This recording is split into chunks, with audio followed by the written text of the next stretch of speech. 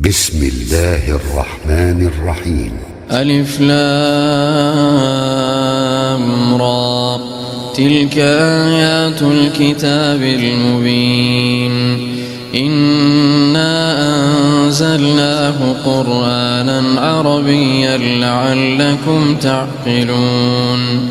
نحن نقص عليك أحسن القصص بما أوحينا إليك هذا القرآن وإن كنت من قبله لمن الغافلين. إذ قال يوسف لأبيه يا أبت إني رأيت 11 كوكبا والشمس والقمر رأيتهم لي ساجدين. قال يا بني لا تقصص رؤياك على إخوتك فيكيدوا لك كيدا إن الشيطان للإنسان عدو مبين. وكذلك يجتبيك ربك ويعلمك من تأويل الأحاديث ويتم نعمته عليك وعلى آل يعقوب كما أتمها على أبويك من قبل إبراهيم وإسحاق إن ربك عليم حكيم. لقد كان في يوسف وإخوته آيات للسائلين إذ قالوا ليوسف وأخوه أحب إلى أبينا منا ونحن عصبة إن أبانا لفي ضلال مبين. اقتلوا يوسف أو اطرحوه أرضا يخل لكم وجه أبيكم وتكونوا من بعده قوما صالحين. قال قائل منهم لا تقتلوا يوسف وألقوه في غيابة الجب يلتقطه بعض السيارة إن كنتم فاعلين. قالوا يا أبانا ما لك لا تأمنا على يوسف وإنا له لناصحون. أرسله معنا غدا يرتع ويلعب وإنا له لحافظون. قال إني ليحزنني أن تذهبوا به وأخاف أن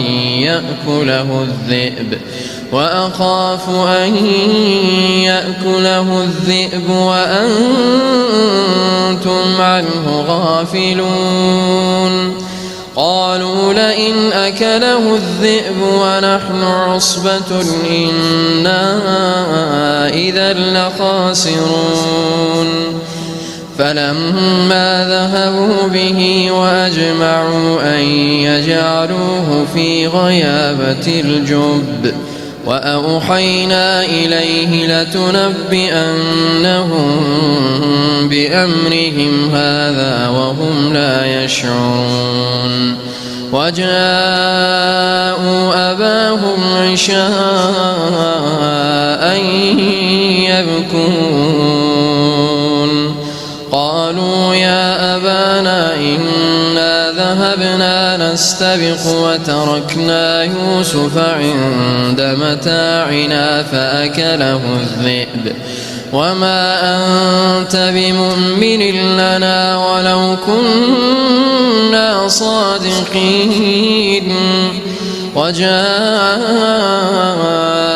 على قميصه بدم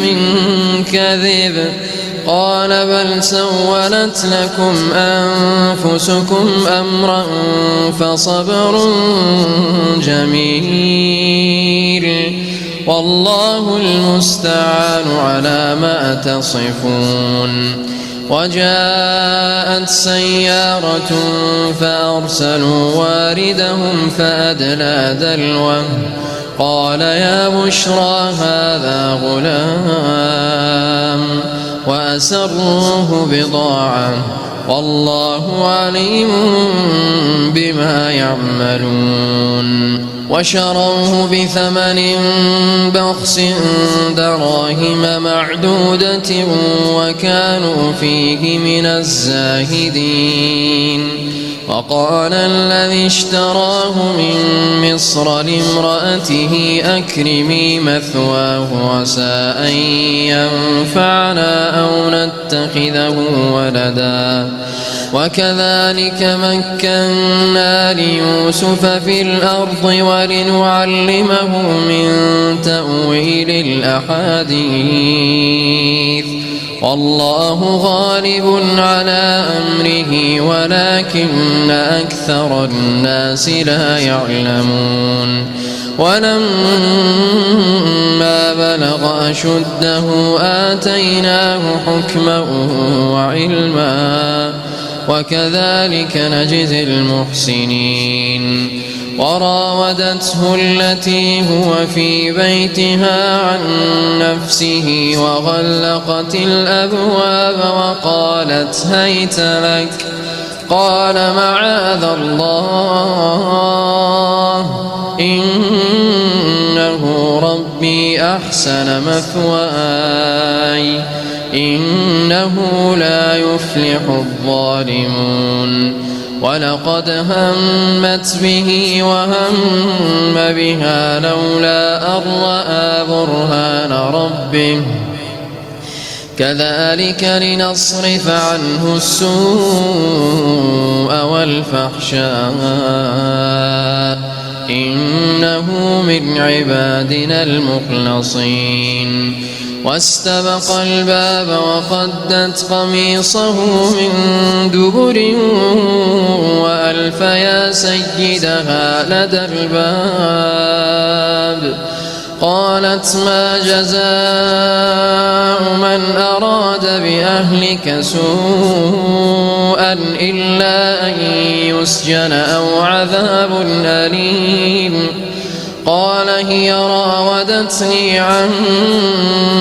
نفسي وشهد شاهد من أهلها إن كان قميصه قد من قبل فصدقت وهو من الكاذبين وإن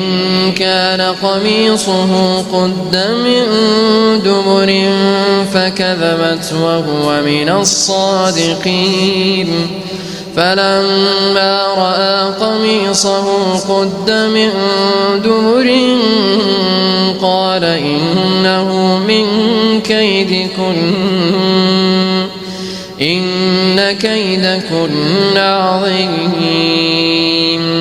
يوسف أعرض عن هذا واستغفري لذنبك إنك كنت من الخاطئين وقال نسوة في المدينة امرأة العزيز تراود فتاها عن نفسه قد شغفها حبا إنا لنراها في ضلال مبين فلما سمعت بمكرهن أرسلت إليهن وأعتدت لهن متكأ وآتت كل واحدة منهن سكينا وقالت اخرج عليهن فلما رأينه أكبرنه وقطعن أيديهن وقلن حاش لله ما هذا بشرا إن هذا إلا ملك كريم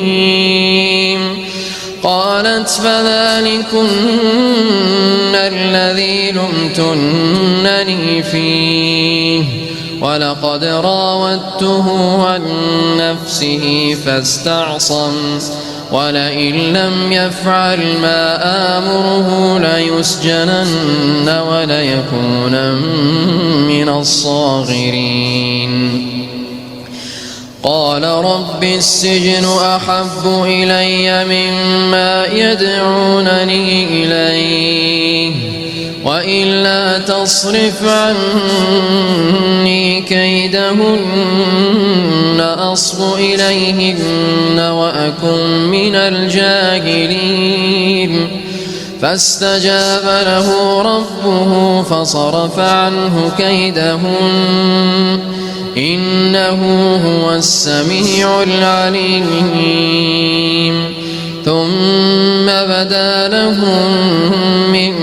بعد ما رأوا الآيات ليسجننه حتى حين ودخل معه السجن فتيان قال أحدهما إني أراني أعصر خمرا وقال الآخر إني أراني أحمل فوق رأسي خبزا تأكل الطير منه نبئنا بتأويله إنا نراك من المحسنين قال لا يأتيكما طعام ترزقانه إلا نبأتكما بتأويله قبل أن يأتيكما ذلكما مما علمني ربي إني تركت ملة قوم لا يؤمنون بالله وهم بالآخرة هم كافرون واتبعت ملة آبائي إبراهيم وإسحاق ويعقوب ما كان لنا أن نشرك بالله من شيء ذلك من فضل الله علينا وعلى الناس ولكن أكثر الناس لا يشكرون يا صاحبي السجن أأرباب متفرقون خير أم الله الواحد القهار ما تعبدون من دونه إلا أسماء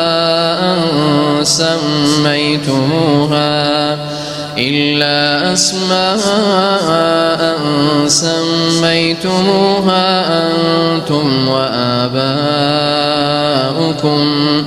ما أنزل الله بها من سلطان إن الحكم إلا لله أمر أن لا تعبدوا إلا إياه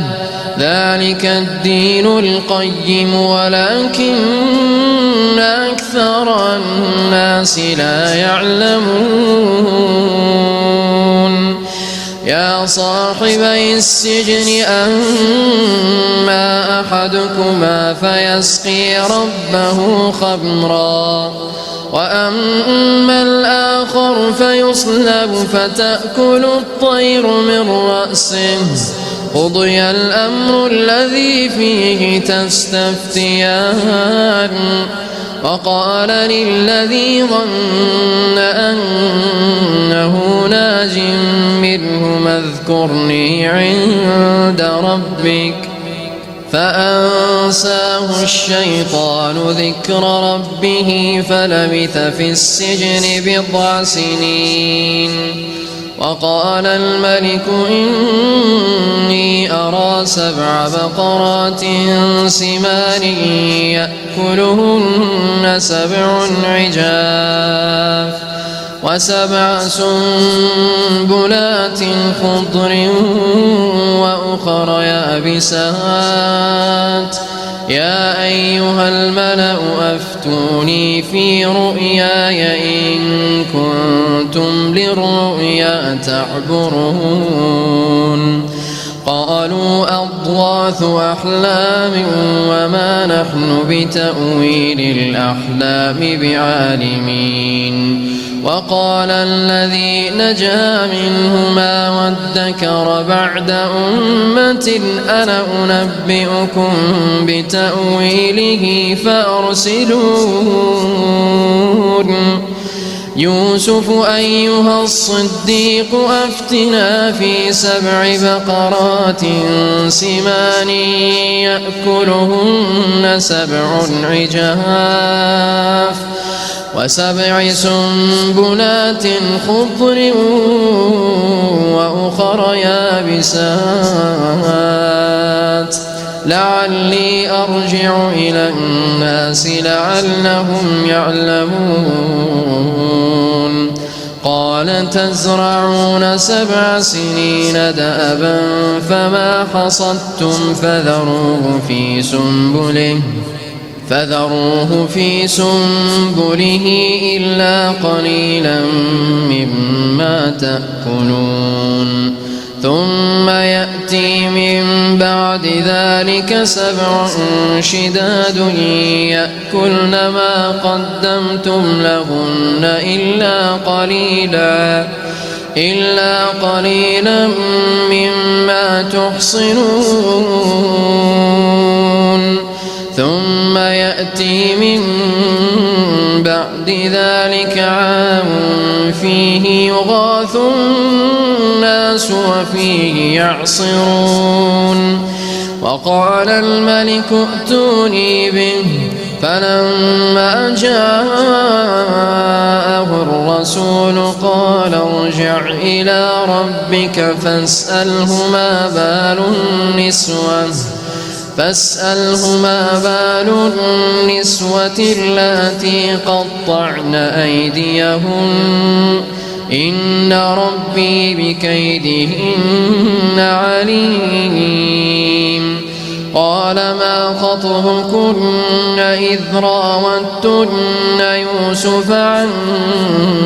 نفسه قلنا حاش لله ما علمنا عليه من سوء. قالت امرأة العزيز الآن حصحص الحق أنا راودته عن نفسه وإنه لمن الصادقين. ذلك ليعلم أني لم أخنه بالغيب وأن الله لا يهدي كيد الخائنين. وما أبرئ نفسي إن النفس لأمارة بالسوء إلا ما رحم ربي إن ربي غفور رحيم. وقال الملك ائتوني به أستخلصه لنفسي فلما كلمه قال إنك اليوم لدينا مكين أمين. قال اجعلني على خزائن الأرض إني حفيظ عليم. وكذلك مكنا ليوسف في الأرض يتبوأ منها حيث يشاء نصيب برحمتنا من نشاء ولا نضيع أجر المحسنين. ولأجر الآخرة خير للذين آمنوا وكانوا يتقون. وجاء إخوة يوسف فدخلوا عليه فعرفهم وهم له منكرون. ولما جهزهم بجهازهم قال ائتوني بأخ لكم من أبيكم ألا ترون أني أوفي الكيل وأنا خير المنزلين فإن لم تأتوني به فلا كيل لكم عندي ولا تقربون قالوا سنراود عنه أباه وإنا لفاعلون وقال لفتيانه اجعلوا بضاعتهم في رحالهم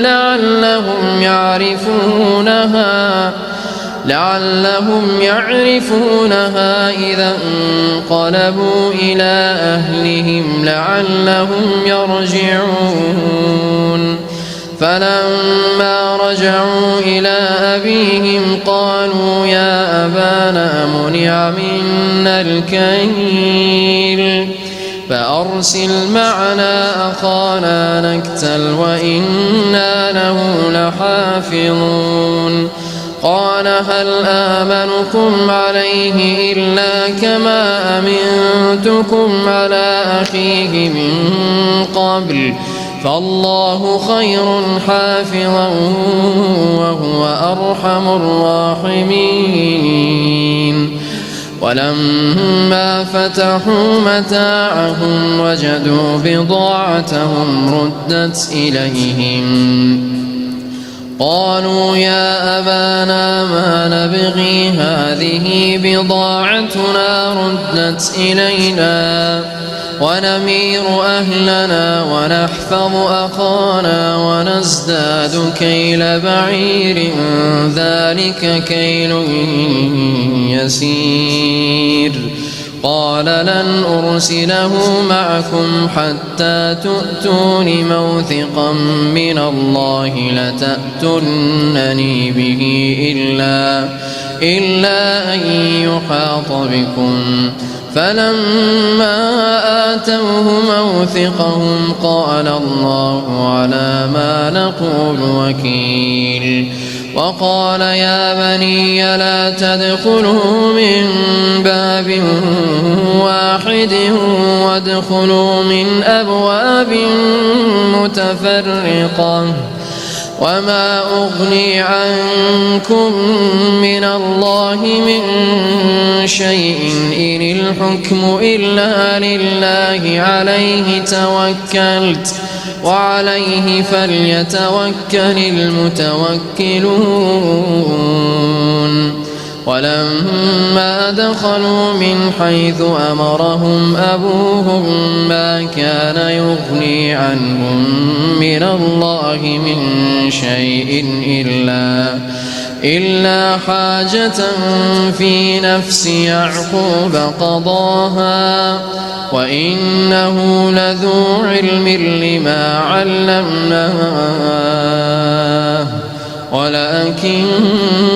أكثر الناس لا يعلمون ولما دخلوا على يوسف آوى إليه أخاه قال إني أنا أخوك فلا تبتئس بما كانوا يعملون فلما جهزهم بجهازهم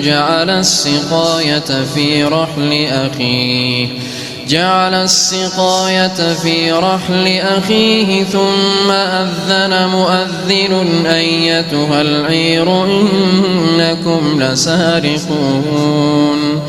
قالوا وأقبلوا عليهم ماذا تفقدون قالوا نفقد صواع الملك ولمن جاء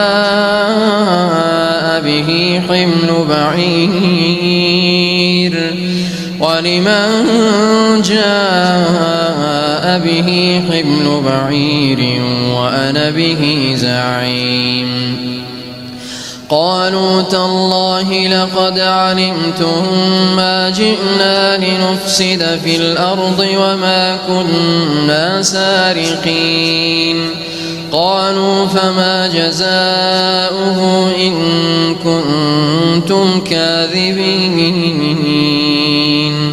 قالوا جزاؤه من وجد في رحله فهو جزاؤه كذلك نجزي الظالمين فبدأ بأوعيتهم قبل وعاء أخيه ثم استخرجها من وعاء أخيه كذلك كدنا ليوسف ما كان ليأخذ أخاه في دين الملك إلا أن يشاء الله نرفع درجات من نشاء وفوق كل ذي علم عليم قالوا إن يسرق فقد سرق أخ له من قبل فأسرها يوسف في نفسه ولم يبدها لهم قال أنتم شر مكانا والله أعلم بما تصفون قالوا يا أيها العزيز إن له أبا شيخا كبيرا فخذ أحدنا مكانه إنا نراك من المحسنين قال معاذ الله أن نأخذ إلا من وجدنا متاعنا عنده إنا إذا لظالمون فلما استيئسوا منه خلصوا نجيا قال كبيرهم ألم تعلموا أن أباكم قد أخذ عليكم موثقا من الله ومن قبل ما فرطتم في يوسف فلن أبرح الأرض حتى يأذن لي أبي أو يحكم الله لي وهو خير الحاكمين ارجعوا إلى أبيكم فقولوا يا أبانا إن ابنك سرق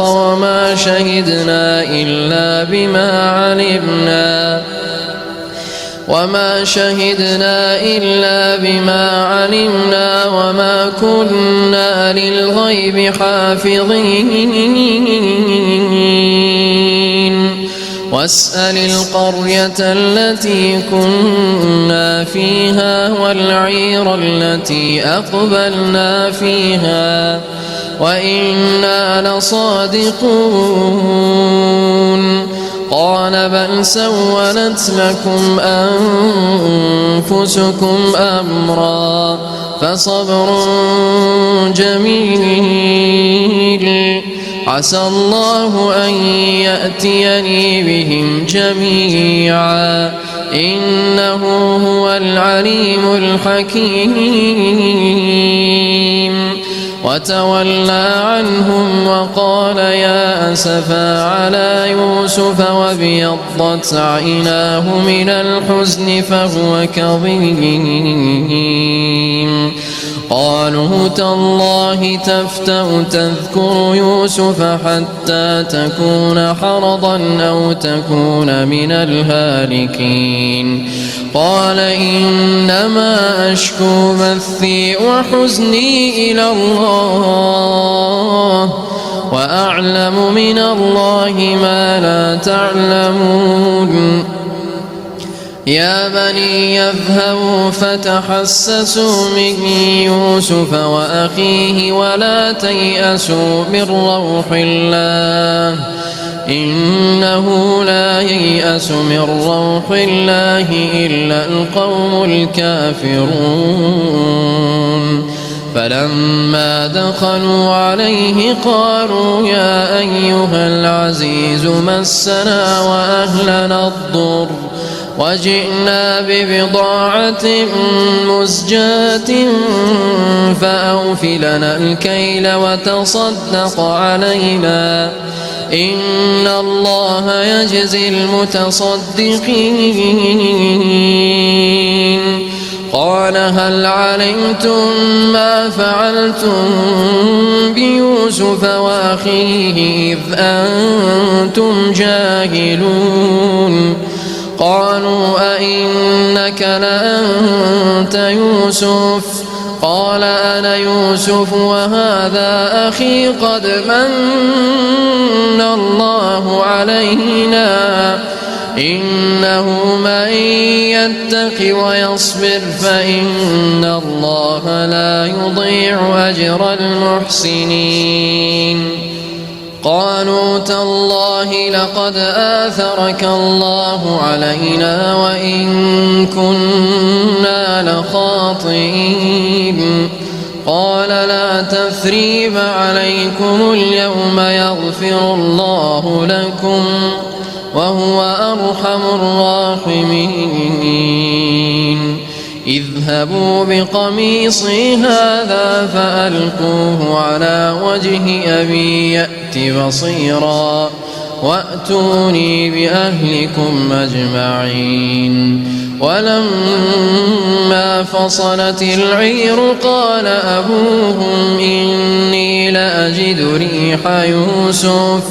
قال أبوهم إني لأجد ريح يوسف لولا أن تفندون قالوا تالله إنك لفي ضلالك القديم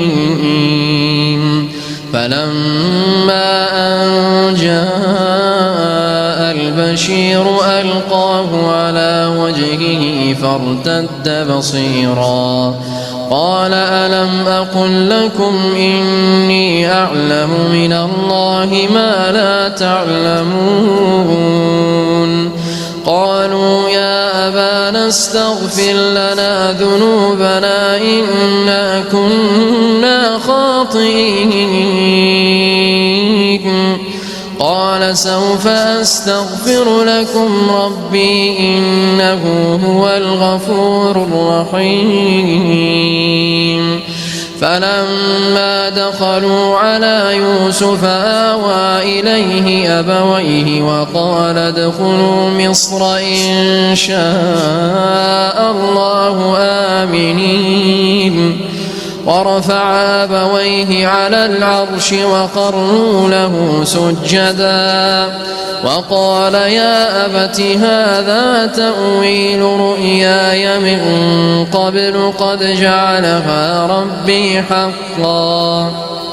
وقد أحسن بي إذ أخرجني من السجن وجاء بكم من البدو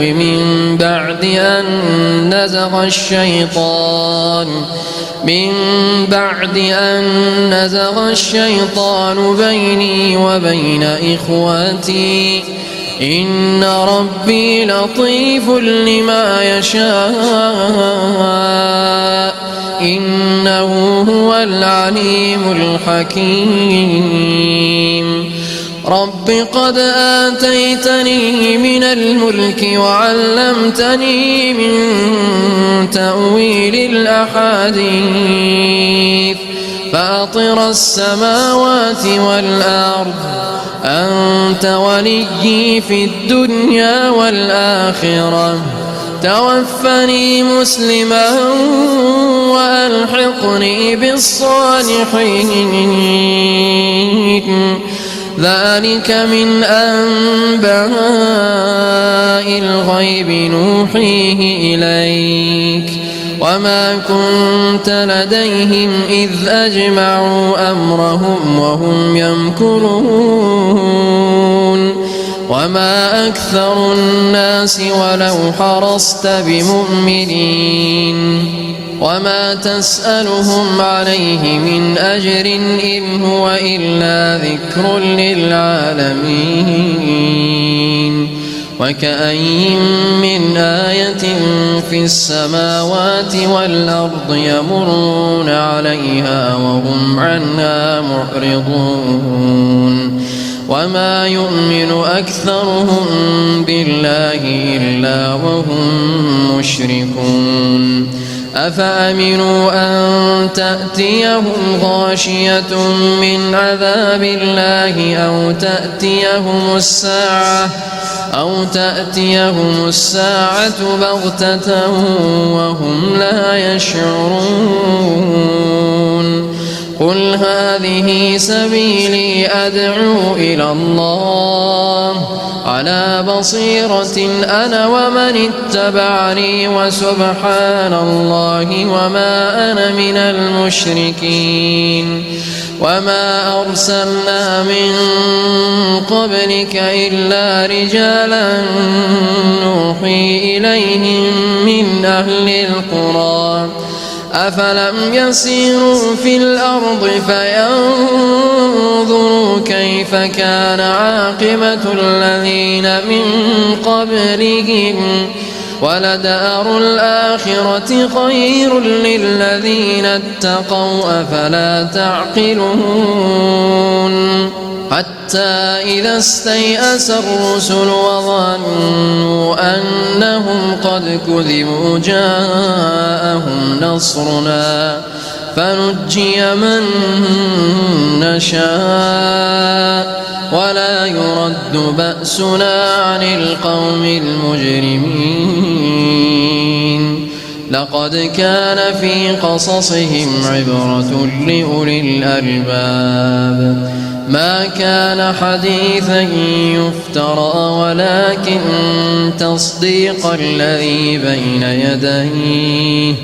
ولكن تصديق الذي بين يديه وتفصيل كل شيء وهدى ورحمة لقوم يؤمنون